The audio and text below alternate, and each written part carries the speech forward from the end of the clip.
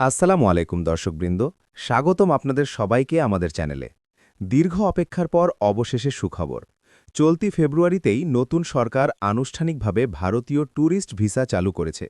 অনেকেই অপেক্ষায় ছিলেন কবে আবার পরিবার নিয়ে ঘুরতে যাবেন, চিকিৎসার জন্য আবেদন করবেন কিংবা কলকাতা দিল্লি ভ্রমণের পরিকল্পনা করবেন। আজকের ভিডিওতে আমরা জানব কবে থেকে কার্যকর, কিভাবে আবেদন করবেন, কি কি কাগজ লাগবে, কতদিন সময় লাগবে এবং গুরুত্বপূর্ণ কিছু সতর্কতা। ভিডিওটি পুরোটা দেখুন, তাহলে কোনো তথ্য মিস করবেন না। সরকারি ঘোষণা অনুযায়ী চলতি ফেব্রুয়ারি থেকেই ভারতীয় ট্যুরিস্ট ভিসা পুনরায় চালু হয়েছে। এর ফলে বাংলাদেশি নাগরিকরা আবারও পর্যটন উদ্দেশ্যে ভারতে যেতে পারবেন। বাংলাদেশ থেকে সবচেয়ে বেশি যাওয়া হয় ভারতীয় শহরগুলোর মধ্যে রয়েছে কলকাতা, নতুন দিল্লি, মুম্বাই, চেন্নাই। বিশেষ করে চিকিৎসা, শপিং, ধর্মীয় ভ্রমণ এবং পারিবারিক সফরের জন্য এই ভিসা অত্যন্ত গুরুত্বপূর্ণ। কিভাবে আবেদন করবেন? ভারতীয় ট্যুরিস্ট ভিসার জন্য আবেদন করতে হলে আপনাকে প্রথমে অনলাইনে আবেদন ফর্ম পূরণ করতে হবে। আবেদন প্রক্রিয়াটি সাধারণত এইভাবে: ১. অনলাইনে ফর্ম পূরণ, ২. প্রিন্ট কপি সংগ্রহ, ৩. নির্ধারিত ভিসা সেন্টারে জমা, ৪. বায়োমেট্রিক সম্পন্ন করা।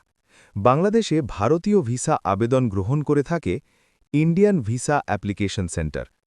আপনার নিকটস্থ আইভিএসি সেন্টারে গিয়ে প্রয়োজনীয় কাগজপত্র জমা দিতে হবে।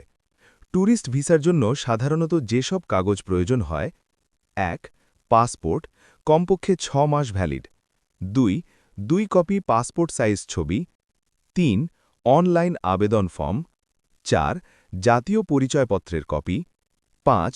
ব্যাংক স্টেটমেন্ট সাম্প্রতিক ৩ থেকে ৬ মাস, ৬. পেশার প্রমাণ যদি থাকে। অনেক ক্ষেত্রে হোটেল বুকিং বা ট্র্যাভেল প্ল্যানও চাইতে পারে। সাধারণত ট্যুরিস্ট ভিসা পেতে ৫ থেকে ১০ কার্যদিবস সময় লাগতে পারে, তবে আবেদনকারীর সংখ্যা বেশি হলে সময় কিছুটা বাড়তে পারে। তাই যাত্রার অন্তত ২ থেকে ৩ সপ্তাহ আগে আবেদন করাই ভালো। ভুল তথ্য দিয়ে আবেদন করবেন না, ভুয়ো ব্যাংক স্টেটমেন্ট ব্যবহার করবেন না, পাসপোর্টের তথ্য সঠিক আছে কিনা যাচাই করুন, কারণ একবার ভিসা রিফিউজ হলে ভবিষ্যতে আবেদন জটিল হয়ে যেতে পারে। ভারত ও বাংলাদেশের মধ্যে দীর্ঘদিনের বন্ধুত্বপূর্ণ সম্পর্ক রয়েছে।